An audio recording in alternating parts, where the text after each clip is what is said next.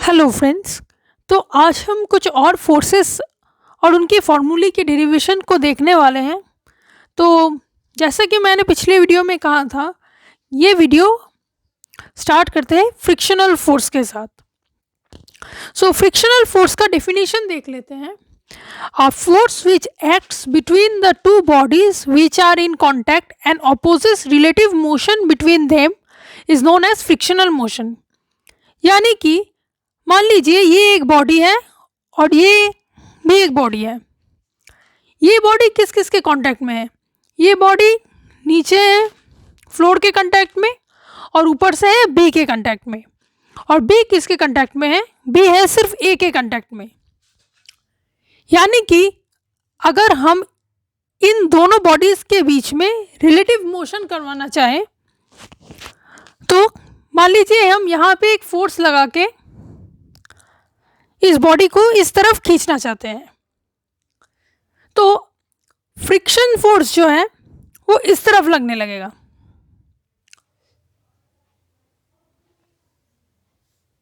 और अगर हम बॉडी को इस तरफ से खींचें तो फ्रिक्शनल फोर्स ऑपोजिट डायरेक्शन में लगेगा। यानी कि फ्रिक्शनल ऐसा फोर्स है जो दोनों बॉडी के बीच में कोई रिलेटिव मोशन होने से रोकता है। यानी कि वो नहीं चाहता कि इस बॉडी और इस बॉडी के बीच में कोई रिलेटिव मोशन हो। यानी कि अगर हम इस बॉडी को पकड़ के रखें तो इस बॉडी को अगर खींचें तो ये पीछे की तरफ लगता है, और अगर इस तरफ से खींचे तो ये इस तरफ लगता है। सेम इस बॉडी के साथ भी होता है। इस बॉडी का कांटेक्ट फ्लोर से है। फ्लोर से यानी कि अगर हम इस बॉडी को अलॉन्ग विद बी इस तरफ फोर्स लगा के खींचे तो फ्रिक्शनल फोर्स ऑपोजिट डायरेक्शन में लगेगा। यानी कि ये इस बॉडी को आगे खिसकने से रोकेगा। तो फ्रिक्शनल फोर्स के बारे में और एक बात इंपॉर्टेंट है कि ये नॉन कंजर्वेटिव फोर्स होता है। यानी कि मान लीजिए एक पूरे सर्कल में अगर हम दूसरे फोर्सेस को देखें, यानी कि सेंट्रीपिटल फोर्स एक कंप्लीट सर्कुलर मोशन में जीरो होता है, वो ऐसा नहीं होता है, वो नॉन कंजर्वेटिव होता है। यानी कि एक कंप्लीट साइकिल में मान लीजिए आप ए पॉइंट से चले और ए पॉइंट से बी पॉइंट तक चले, तो इसमें फ्रिक्शन का फोर्स लगा F1 और वापस बी से ए में आ गए जिसमें फोर्स लगा F2। तो अगर हम दोनों फोर्सेस को ऐड करने की कोशिश करें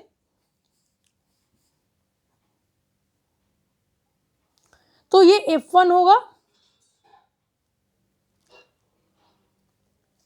प्लस F2 होगा। यानी कि ये फोर्स जीरो नहीं हो सकता।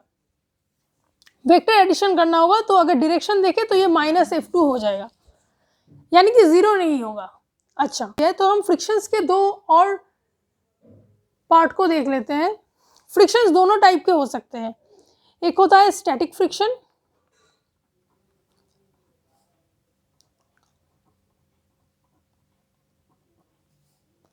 स्टैटिक फ्रिक्शन वो फ्रिक्शन होता है, मान लीजिए ये एक बॉडी है जो इस सरफेस पर रखा हुआ है। अगर हम इसको फोर्स F1 से खींचे तो ये फ्रिक्शनल फोर्स पीछे की तरफ लगेगा। लेकिन जब तक ये फ्रिक्शनल फोर्स, मान लीजिए F1, जब तक ये फ्रिक्शनल फोर्स बॉडी को मूव करने से रोक पा रहा है, यानी कि बॉडी मूव नहीं हो रहा है, तब तक हम इसे कहते हैं स्टैटिक फ्रिक्शन। यानी कि बॉडी का कोई मोशन नहीं हो रहा है लेकिन फोर्स लग रहा है। मान लीजिए इस बॉडी को हिलाने के लिए हमें फोर्स चाहिए 6 न्यूटन का और हम सिर्फ 5 न्यूटन लगा रहे हैं, तो फिर तो ये बॉडी मूव नहीं हो सकता क्योंकि मैक्सिमम लिमिट 6 न्यूटन है। तो हम क्या बोल सकते हैं कि स्टैटिक फ्रिक्शन का वैल्यू क्या स्टैटिक होगा? ऐसा नहीं होता। मान लीजिए आप 5 न्यूटन का फोर्स लगा रहे हैं और ये बॉडी मूव नहीं कर रहा, तो हम बोल सकते हैं कि पीछे फ्रिक्शन 5 न्यूटन ही लग रहा है, यानी कि ये फोर्स 5 न्यूटन का ही है और यहाँ भी फोर्स 5 न्यूटन का। मैं फिर से समझा देती हूँ। मान लीजिए हम इस बॉडी को इस तरफ से 5 न्यूटन के फोर्स से खींच रहे हैं, तो स्टैटिक फ्रिक्शन उसको मूव करने नहीं दे रहा, यानी कि पीछे भी 5 न्यूटन का ही फोर्स लग रहा है। अगर दोनों साइड से सेम फोर्स लग रहा है, इसलिए बॉडी स्टैटिक पोजीशन में है। ऐसा कभी भी नहीं हो सकता कि हम जो फोर्स लगा रहे हैं और बॉडी स्टैटिक में है तो वो लिमिटिंग वैल्यू के इक्वल हो जाए, यानी कि लिमिटिंग वैल्यू 6 न्यूटन है, अगर आप 5.5 फोर्स भी लगाएंगे तो भी ये बॉडी रेस्ट पे ही रहेगा, लेकिन पीछे वाला फोर्स 5.5 हो जाएगा। हम सामने फोर्स 5 न्यूटन लगा रहे हैं और फ्रिक्शन की वजह से 6 न्यूटन लग रहा है, तो क्या होगा कि बॉडी में एक रिलेटिव मोशन आ जाएगा और बॉडी पीछे भागने लगेगा। तो ऐसा तो कभी पॉसिबल नहीं है कि हम सामने से बॉडी को खींच रहे हैं और बॉडी पीछे भाग रहा है, दिस इज नॉट पॉसिबल। तो हम ये भी बता सकते हैं कि स्टैटिक फ्रिक्शन का value up to the limit of static friction, जो उसका मैक्सिमम लिमिट है, वो कांस्टेंट नहीं होता, वो हम जो फोर्स लगा रहे होते हैं उससे कम उसके ही इक्वल हो जाता है। और एक होता है kinetic friction. Kinetic friction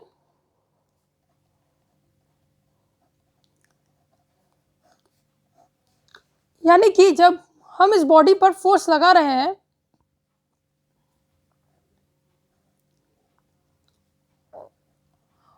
friction भी लग रहा है, लेकिन ये फ्रिक्शन पूरी तरह से सक्षम नहीं है कि बॉडी को चलने से रोक पाए।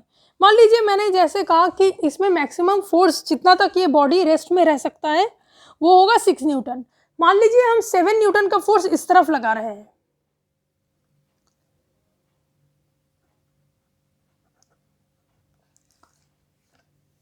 तो पीछे 6 न्यूटन तक लग सकता था, तो पीछे फ्रिक्शन का मैक्सिमम लिमिट लगेगा, वो होगा 6 न्यूटन के इक्वल।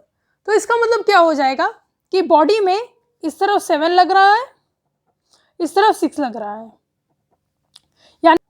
यानी कि एक रिलेटिव फोर्स आ रहा है 1 न्यूटन का, जो कि बॉडी को इस तरफ भगा देगी, यानी कि बॉडी रेस्ट में नहीं रहेगा, एक वेलोसिटी उसमें आ जाएगी।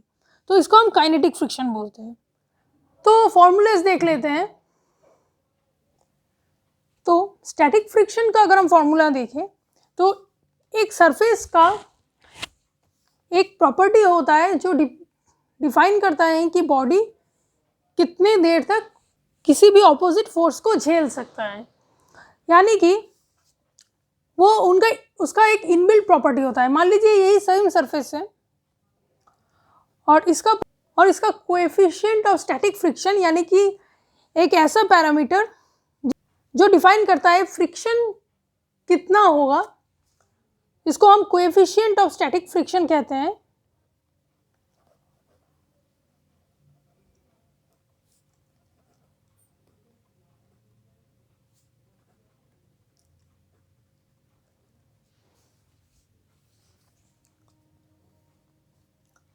वो है म्यू एस से डिनोट होता है।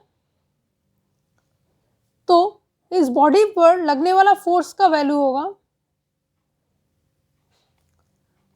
फोर्स फ्रिक्शनल फोर्स की मैं बात कर रही हूँ, होगा म्यू एस इनटू इस बॉडी पर जो नॉर्मल रिएक्शन लग रहा है, यानी कि ये बॉडी का वेट लग रहा है, ये बॉडी इस पर जो फोर्स डालेगा ये सरफेस भी इस पर वही फोर्स वापस से डाल देगा according to Newton's third law, यानी कि mg, और ये सरफेस इस पर डालेगा नॉर्मल रिएक्शन, मान लीजिए n, जो जैसे हम देख सकते हैं कि ये बॉडी मूव नहीं कर रहा, इसका मतलब इसमें कोई रिलेटिव फोर्स नहीं लग रहा, कोई रिलेटिव मोशन नहीं है, नेट फोर्स नहीं है, इसलिए कोई मोशन भी नहीं है, इसलिए mg n के बराबर होता है, तो होता है म्यू n और म्यू s इंटू mg। अगर हम इसको इधर से भी खींचे तो mu S into M G का वैल्यू जितना होगा, अगर उससे नीचे हम फोर्स लगाए या फिर उसके इक्वल लगाए तभी ये बॉडी रेस्ट पे रहेगा, वरना चलना स्टार्ट कर देगा। और काइनेटिक फ्रिक्शन की बात करें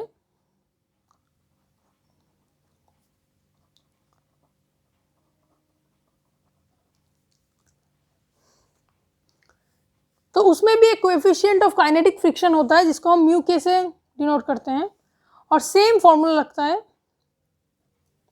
सेम सरफेस पे भी म्यू के और म्यू एस का फॉर्मूला डिफरेंट होता है, हालांकि ज़्यादातर सम में आपको एक ही फॉर्मूला यूज़ करने को दिया जाएगा। फोर्स होता है म्यू के इंटू इस बॉडी पर लगने वाला नॉर्मल रिएक्शन, यानी कि mg। मान लीजिए मास m है, इसका भी और इसका भी मास m है, और g acceleration due to gravity है। तो यही सेम फॉर्मूला आपको लगेगा, बस आपको देखना है कि नॉर्मल रिएक्शन कैसे लग रहा है।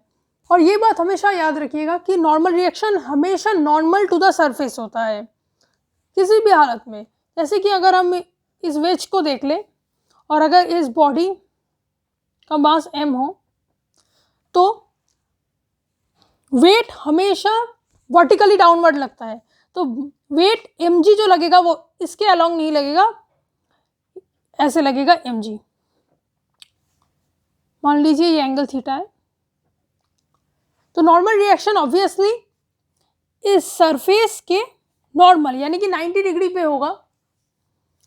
मान लीजिए नॉर्मल n है, तो हम अगर इस फोर्स को, मान लीजिए ये mg फोर्स है, इसको हम दो कंपोनेंट में डिवाइड करें। मान लीजिए ये एक ऐसा फोर्स है, इसको हम वेज के अलोंग दो कंपोनेंट में डिवाइड करें, तो एक होगा वेज के अलोंग ये, जिसको हम mg साइन थीटा कहते हैं,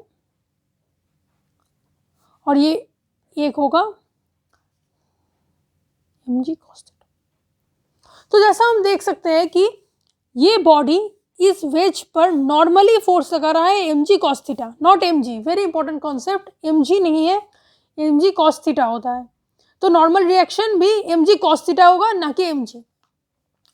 तो आंसर होगा जो फोर्स लगेगा, फ्रिक्शनल फोर्स, ऑफ कोर्स यहाँ पे तो काफ़ी सारा फोर्स है, वो होगा mu into normal reaction. Normal reaction किसके इक्वल होगा? इस mg के ये वाला कंपोनेंट जो इस सरफेस के नॉर्मल है, यानी कि म्यू mg cos थीटा। यहाँ पे म्यू के या म्यू एस होगा, ये डिपेंड करेगा कि वेज नीचे चल रहा है या कांस्टेंट है। अगर एक ही जगह पे रेस्ट पे है तो हम म्यू एस लगा देंगे या फिर म्यू के लगा देंगे। तो फ्रिक्शनल फोर्स होगा म्यू mg cos थीटा, जो इस तरफ लगेगा। अब अगर आप देखिए, अगर यहाँ पे म्यू mg cos थीटा लग रहा है और यहाँ पे mg sin थीटा लग रहा है, अगर mg sin थीटा का value mu mg cos theta से ज़्यादा हो जाए तो ये बॉडी इस तरफ स्लाइड करने लगेगा।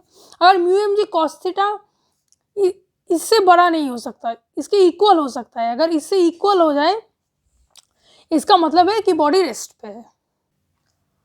और एक वॉल का इंपॉर्टेंट क्वेश्चन आता है। मान लीजिए एक वॉल है और यहाँ पे एक बॉडी है, बॉडी का मास है m और बॉडी पे हम नॉर्मल रिएक्शन n लग रहा है। ये एक वॉल है और नीचे लग रहा है mg, यानी कि ग्रेविटी की वजह से फोर्स। तो ये नॉर्मल रिएक्शन कितना होना चाहिए जिससे ये स्लाइड ना करे? तो कई लोग mg लगा देते हैं, म्यू mg के इक्वल कर देते हैं, ऐसा नहीं होता। तो हमें देखना पड़ेगा कि इसमें नॉर्मल रिएक्शन हम कितना लगाएं। हम यहाँ पे अगर 5 न्यूटन, मान लीजिए यहाँ पे हम एक फोर्स लगा रहे हैं 5 न्यूटन का, तो 5 न्यूटन ही नॉर्मल रिएक्शन होगा। इस वेट का इस नॉर्मल रिएक्शन पे कोई इफेक्ट नहीं पड़ेगा क्योंकि ये दोनों परपेंडिकुलर है। मैं फिर से बता देती हूँ, ये जो ग्रेविटेशनल फोर्स है ये इस तरफ है और जो नॉर्मल रिएक्शन है वो इस तरफ है, मतलब इन दोनों के बीच में एंगल 90 डिग्री का है। यानी कि नॉर्मल रिएक्शन का ग्रेविटेशन पर कोई इफेक्ट नहीं पड़ेगा, लेकिन फ्रिक्शन पे ज़रूर पड़ेगा क्योंकि फ्रिक्शन का वैल्यू होगा म्यू इंटू एफ यानी कि हम जो फोर्स लगा रहे हैं वही एन के इक्वल है। तो ये ब्लॉक तब तक हम दीवार पे ऐसे लगाए रख सकते हैं, यानी कि अगर लगा के रखना चाहते हैं तो ये कंडीशन सेटिस्फाई होना चाहिए कि म्यू एन जो फोर्स के इक्वल है, वो जो इस तरफ लगेगा फ्रिक्शनल फोर्स वो mg के इक्वल हो जाए, या mg से बड़ा हो, म्यू एन अगर ग्रेटर देन mg और इक्वल टू mg हो जाए। सो यही है फ्रिक्शंस के ज़्यादातर फॉर्मूले। Thank you very much for watching.